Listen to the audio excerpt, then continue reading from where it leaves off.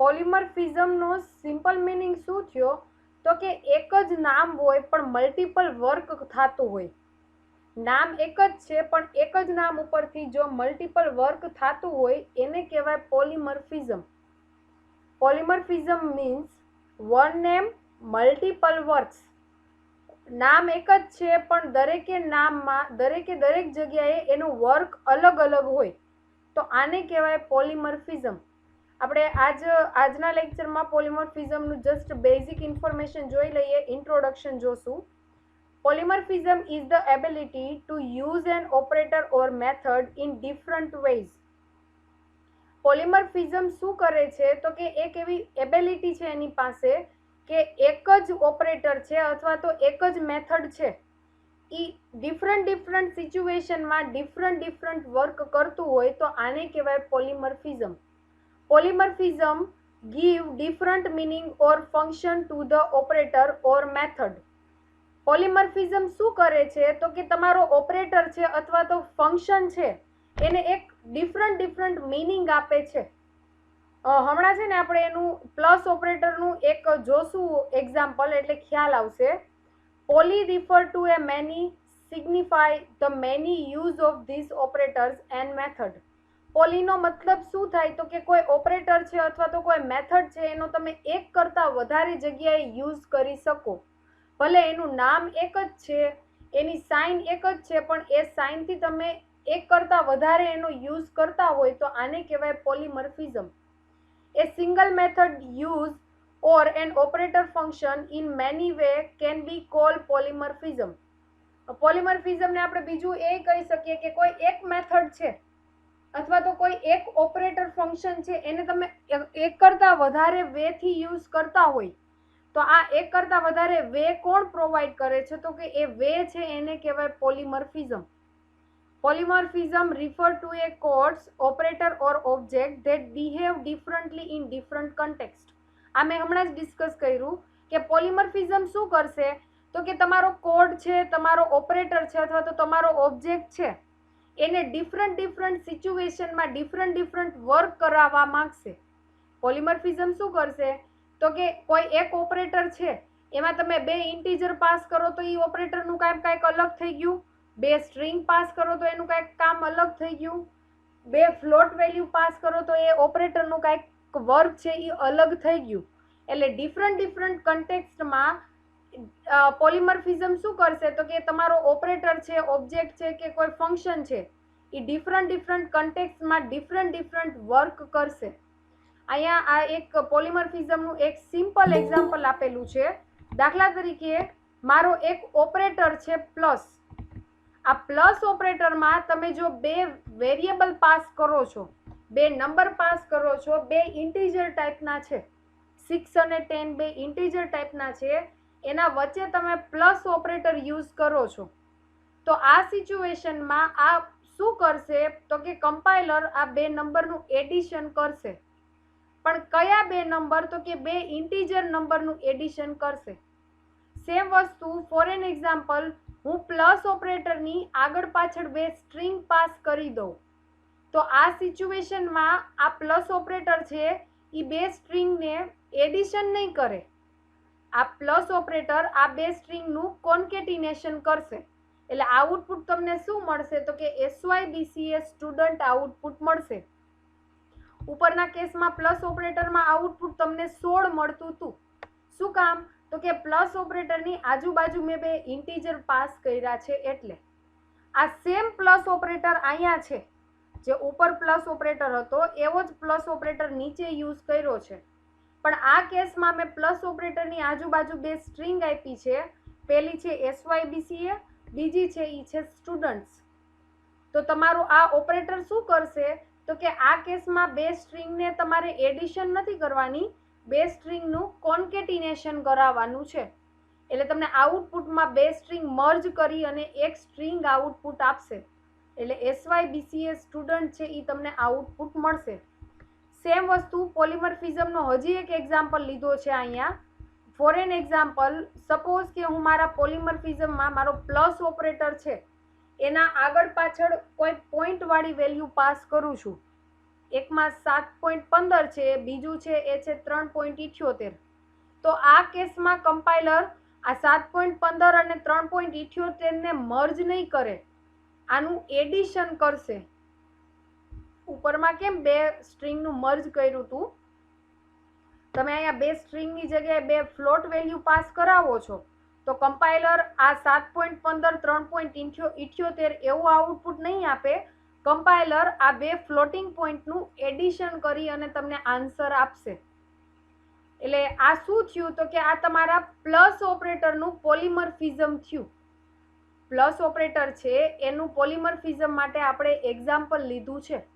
તો function overloading અને operator overloading તમારા પોલિમર્ફિઝમના એક કન્સેપ્ટ છે. કમ્પાઇલ ટાઈમ પોલિમર્ફિઝમ બે રીતે થાય, ફંક્શન ઓવરલોડિંગથી અને ઓપરેટર ઓવરલોડિંગથી. એટલે એકચ્યુઅલી પોલિમર્ફિઝમમાં કમ્પાઇલ ટાઈમ પોલિમર્ફિઝમ આપણે જોઈ ગયા છીએ, એક ફંક્શન ઓવરલોડિંગથી અને બીજું છે એ છે તમારા ઓપરેટર ઓવરલોડિંગથી. રન ટાઈમ પોલિમર્ફિઝમ આપણે જોશું, વર્ચ્યુઅલ ફંક્શન જોશું ત્યારે. પોલિમર્ફિઝમ બે રીતે પોસિબલ છે, કમ્પાઇલ ટાઈમ અને રન ટાઈમ. એમાં કમ્પાઇલ ટાઈમનો પોર્શન આપણે જોઈ ગયા છીએ ફંક્શન ઓવરલોડિંગ અને ઓપરેટર ઓવરલોડિંગની મદદથી. જોઈએ આપણે. Polymorphism is a powerful features of object oriented programming language C++. C++માં OOPમાં તમારું પોલિમર્ફિઝમ છે એ એક પાવરફુલ ફીચર્સ છે. શું કામ પાવરફુલ ફીચર્સ છે, તો કે પોલિમર્ફિઝમની મદદથી તમે શું કરશો, તો કે ફંક્શનનું નામ એક આપશો પણ તમે આર્ગ્યુમેન્ટ અલગ અલગ આપો એટલે શું થાય, તો કે ફંક્શનનું નામ સરખું રહેશે પણ તમે આર્ગ્યુમેન્ટ અલગ અલગ પાસ કરો એટલે અલગ અલગ ફંક્શન કોલ થશે. સેમ વસ્તુ એક્ઝિસ્ટિંગ ઓપરેટરને તમારે નવું મિનિંગ આપવું હોય, નવો નેમ આપવું હોય, તો એ વસ્તુ પણ તમે પોલિમર્ફિઝમથી કરી શકો છો. તો આ રીતે તમારું પોલિમર્ફિઝમ છે એ પાવરફુલ ફીચર્સ છે. A single operator plus behave differently in different contexts, such as integer, float or string, referring the concept of polymorphism. પોલિમર્ફિઝમનું હમણાં જ જે આપણે એક એક્ઝામ્પલ જોયું પ્લસ ઓપરેટરનું. પ્લસ ઓપરેટરનું બિહેવિયર ડિફરન્ટ થાય છે, જેમ તમે કન્ટેક્સ્ટ અલગ પાસ કરો એ રીતે. દાખલા તરીકે હું ઇન્ટીજર પાસ કરું છું તો તમારા પ્લસ ઓપરેટર છે એ શું કરશે, તો કે બે ઇન્ટીજરનું એડિશન કરશે. હવે દાખલા તરીકે પ્લસ ઓપરેટરમાં હું ઓપરેન્ડ તરીકે ફ્લોટ પાસ કરું છું, તો આ કેસમાં શું કરશે, તો કે બે ફ્લોટ નંબરનું એડિશન કરશે. સેમ વસ્તુ પ્લસ ઓપરેટરમાં જ હું બે સ્ટ્રિંગને પાસ કરું છું, તો આ કેસમાં તમારો પ્લસ ઓપરેટર શું કરે છે, તો કે બે સ્ટ્રિંગને કોન્કેટ કરાવશે. તો આ કન્સેપ્ટ છે એ કન્સેપ્ટ કયો છે, તો કે ઓપરેટર ઓવરલોડિંગનો કન્સેપ્ટ છે, જે આપણે ઓલરેડી સ્ટડી કરી ગયા છીએ. The concept of overloading is also a branch of polymorphism. હવે આ મેં હમણાં તમને બતાવ્યું કે તમારું આ ઓપરેટર ઓવરલોડિંગનો કન્સેપ્ટ છે એ કઈ રીતે થાય, તો કે એ એક બ્રાન્ચ જ છે તમારા પોલિમર્ફિઝમની. એટલે પોલિમર્ફિઝમ બે રીતે એકચ્યુઅલી પોસિબલ છે. કમ્પાઇલ ટાઈમ કરવો હોય તો કમ્પાઇલ ટાઈમ, રન ટાઈમ કરવો હોય તો રન ટાઈમ. કમ્પાઇલ ટાઈમનો પોર્શન આપણે જોઈ ગયા છીએ ફંક્શન ઓવરલોડિંગ અને ઓપરેટર ઓવરલોડિંગથી. નેક્સ્ટ છે polymorphism is used give a different meaning to the same concept. તમારો એક જ કન્સેપ્ટને નવો મિનિંગ આપવો હોય તો એ વસ્તુ પણ પોલિમર્ફિઝમથી પોસિબલ છે. એ વસ્તુ આપણે જોશું ક્યારે, તો કે જ્યારે હું તમને વર્ચ્યુઅલ ફંક્શન કરાવીશ ત્યારે. એટલે વર્ચ્યુઅલ ફંક્શન આપણે સ્ટડી કરશું એટલે ઓટોમેટિક આપણા પોલિમર્ફિઝમના બે કન્સેપ્ટ જોઈ લેશું, કમ્પાઇલ ટાઈમ અને રન ટાઈમ. તો આ જે હતું એ તમારા પોલિમર્ફિઝમનું ઇન્ટ્રોડક્શન હતું. પોલિમર્ફિઝમ શું છે, કયા બે વેથી પોલિમર્ફિઝમ પોસિબલ છે એ આપણે અત્યાર સુધી સ્ટડી કર્યું. આમાં કોઈને કઈ ક્વેશ્ચન છે?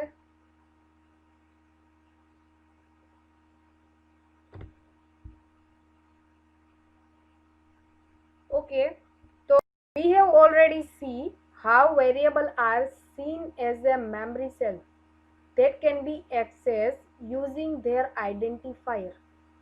અત્યાર સુધીના તમે જેટલા પ્રોગ્રામ જોયા એ પ્રોગ્રામમાં આપણે વેરિયેબલ છે ને, તમારો એ વેરિયેબલનું મેમરી સેલ કઈ રીતે અલોકેટ થાય, આ બધી વસ્તુ જોઈ છે, પણ આપણે એકચ્યુઅલી ક્યાંય વેરિયેબલ છે એ વેરિયેબલનું મેમરી સેલને એ બધું એક્સેસ નથી કરતા.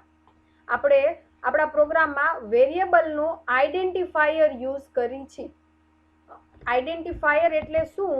તો કે સપોઝ કે તમે પ્રોગ્રામમાં આવું કંઈક કરો છો, ઇન્ટીજર a ઇક્વલ ટુ 11, તો આ તમારો 11 છે એ તમારા મેમરીમાં સ્ટોર થશે.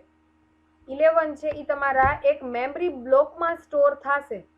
હવે તો કે આ મેમરી આ 11 ને એક્સેસ કરવા હોય તો આપણે એના એડ્રેસથી એક્સેસ નથી કરતા, આપણે એના ઇન્સ્ટન્સથી એક્સેસ કરીએ છીએ. એટલે ફોર એન એક્ઝામ્પલ તમારું કમ્પાઇલર શું કરે? તો કે કમ્પાઇલર છે ને એ આ 11 છે ને એ 11 આ મેમરીમાં સ્ટોર કરે છે. એટલે આ તમારી મેમરી થઈ, આ તમારી મેમરી છે એ મેમરીમાં 11 સ્ટોર થયા છે.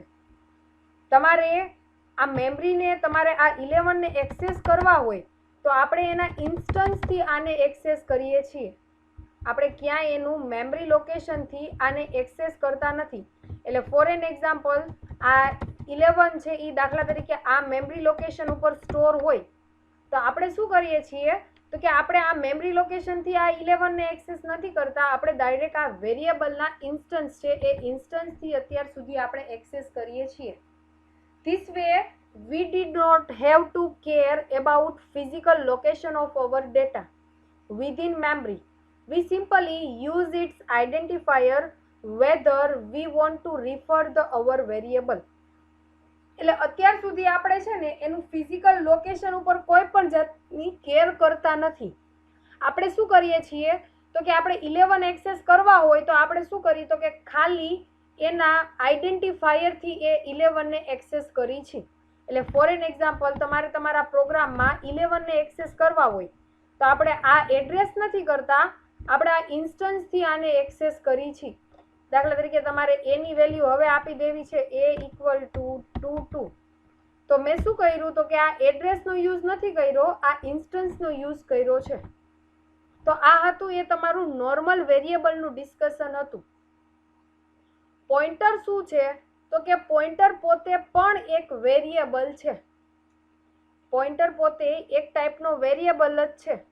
પણ પોઇન્ટર છે એ શું કરે છે? તો કે પોઇન્ટરમાં તમારે વેલ્યુ સ્ટોર નથી કરવાની. પોઇન્ટર છે એ બીજા વેરિયેબલનું એડ્રેસ સ્ટોર કરવા માટે યુઝ થાય છે.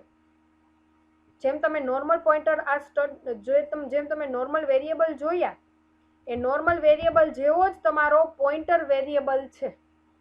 પણ નોર્મલ વેરિયેબલમાં તમે શું કરો છો? તો કે ડેટા સ્ટોર કરો છો, વેલ્યુ સ્ટોર કરો છો. પોઇન્ટર શું કરે છે? તો કે પોઇન્ટર છે એ તમને બીજા વેરિયેબલનું એડ્રેસ સ્ટોર કરવા માટેની ફેસિલિટી આપે છે. એટલે એકચ્યુઅલી તમારે પોઇન્ટરમાં આ 2000 એક્સેસ એડ કરવા છે તો એ વસ્તુ તમે પોઇન્ટરથી સ્ટોર કરાવી શકો. એટલે પોઇન્ટર શું કરશે? તો કે બીજા વેરિયેબલનું એડ્રેસ સ્ટોર કરશે. પોઇન્ટર હવે કઈ રીતે ડિક્લેર કરવું એનો કન્સેપ્ટ છે. નેક્સ્ટ પોઈન્ટ છે રેફરન્સ ઓપરેટર. જ્યારે તમારા પ્રોગ્રામમાં તમે પોઇન્ટર યુઝ કરો છો ત્યારે આ ઓપરેટર યુઝ થશે જ. As soon as we declare variable, the amount of memory need is assigned for it at a specific location in memory. We generally do not actively decide the exact location of variable within the panel of the cell that we have imagined the memory to be. એટલે આ શું કહે છે તમને? તો કે આ point ટૂંકમાં શું કહે છે? તો કે તમારે તમારા પોઈન્ટરનું એડ્રેસ છે એ સ્ટોર કરાવવું છે. કોઈ બીજા વેરિયેબલનું એડ્રેસ પોઈન્ટરમાં સ્ટોર કરાવવું છે તો એ સિચ્યુએશનમાં આ ઓપરેટરનો યુઝ થશે. આ થિયરી કંઈક લાંબી કરી છે, હું આ થિયરીને શોર્ટ કરી નાખીશ. આ બધી વસ્તુની જરૂર નથી. રેફરન્સ ઓપરેટર છે એ રેફરન્સ ઓપરેટરથી તમે શું કરશો? તો કે તમારા પોઈન્ટરમાં વેલ્યુ છે એ વેલ્યુ સ્ટોર કરાવી છે, બીજા વેરિયેબલનું એડ્રેસ સ્ટોર કરાવવું છે તો તમે આ ઓપરેટરની મદદથી એડ્રેસ સ્ટોર કરાવી શકશો. દાખલા તરીકે તમારો એક વેરિયેબલ છે, એ વેરિયેબલ છે આ એનડી છે, એ તમારો વેરિયેબલ છે. એનડીનું એડ્રેસ તમારે ટેડમાં સ્ટોર કરાવવું હોય તો એ સિચ્યુએશનમાં રેફરન્સ ઓપરેટરનો યુઝ થશે. રેફરન્સ ઓપરેટર શું કરશે તો કે આ એનડી નામનો વેરિયેબલ છે એનું એડ્રેસ છે એ રિટર્ન કરાવશે. તો એનડીનું એડ્રેસ છે એ શેમાં સ્ટોર થશે? ટેડમાં સ્ટોર થશે. ટેડ પોતે શું છે તો કે ટેડ પોતે એક પોઇન્ટર છે. ટેડ પોતે કોણ છે તો કે ટેડ પોતે એક પોઇન્ટર છે. 2002 કમ્પાઇલર આ લાઈન જોશે. આ શું કરે છે તો કે આ એક તમારો ઓપરેટર છે. કયા ટાઈપનો ઓપરેટર તો કે રેફરન્સ ઓપરેટર છે. રેફરન્સ ઓપરેટરમાં શું છે તો કે રેફરન્સ ઓપરેટર પછી તમે કોઈ વેરિયેબલ પાસ કરો છો તો એ એડ્રેસ છે એ એડ્રેસ રિટર્ન કરાવશે એ વેરિયેબલનું. તો આ કેસમાં મારો એ વેરિયેબલનું એડ્રેસ આ છે 2000. તો 2000 કોને આપવાનું છે તો કે બી ને આપવાનું છે. તો બી ની અંદર વેલ્યુ પાર્ટમાં 2000 સ્ટોર થશે. 2000 શું છે તો કે વેરિયેબલ એ નું એડ્રેસ છે. અને એવું નથી કે બી વેરિયેબલનું એડ્રેસ નહીં હોય. બી વેરિયેબલના બ્લોકનું પણ કંઈક અલગથી એડ્રેસ હશે. પણ બી બ્લોકની અંદર વેલ્યુ ટાઈપ વેલ્યુની જગ્યાએ શું આવશે તો કે એ વેરિયેબલનું એડ્રેસ છે એ એડ્રેસ આવશે. આ કન્સેપ્ટમાં કોઈને કાંઈ ક્વેશ્ચન છે? તમારા સિલેબસ વાઇઝ જોઈએ તો આપણે રેફરન્સ ઓપરેટર જોયું. તો રેફરન્સ ઓપરેટર આવું કંઈક કરશે. નેક્સ્ટ છે D reference operator. D reference operator શું કરશે તો કે ઈ પર્ટિક્યુલર એડ્રેસ ઉપરથી વેરિયેબલની વેલ્યુ જોતી હોય, એ પોઇન્ટર ઉપરથી તમારે વેલ્યુ જોતી હોય તો એના માટે ડી રેફરન્સ ઓપરેટરનો યુઝ થશે. આને બીજું એવું કહેવાય value at operator. Value pointed by operator પણ કહી શકાય. એટલે ઈ પોઇન્ટર ઉપર જે વેલ્યુ છે એ વેલ્યુ રિટર્ન કરાવી હોય તો એ સિચ્યુએશનમાં આ ઓપરેટરનો યુઝ થશે. આ ઓપરેટર શું કરશે તો કે એ પર્ટિક્યુલર એડ્રેસ ઉપર કઈ વેલ્યુ છે, પર્ટિક્યુલર વેરિયેબલની કઈ વેલ્યુ છે એ વેલ્યુ રિટર્ન કરાવશે. એટલે અહીંયા તમને લખ્યું છે સ્ટાર ટેડ. એની વેલ્યુ શેમાં આપી છે તો કે બેથમાં આપેલી છે. તો આ સ્ટાર ટેડ શું છે એ પહેલા તમને બતાવી દઉં. આ ઇમેજ છે. એ ઇમેજમાં ટેડની અંદર વેલ્યુ છે 1776. 1776 શું છે તો કે 1776 છે ઈ આ વેરિયેબલની અંદરનું એડ્રેસ છે. 25 કયા લોકેશન ઉપર સ્ટોર છે તો કે 1776 ઉપર સ્ટોર છે.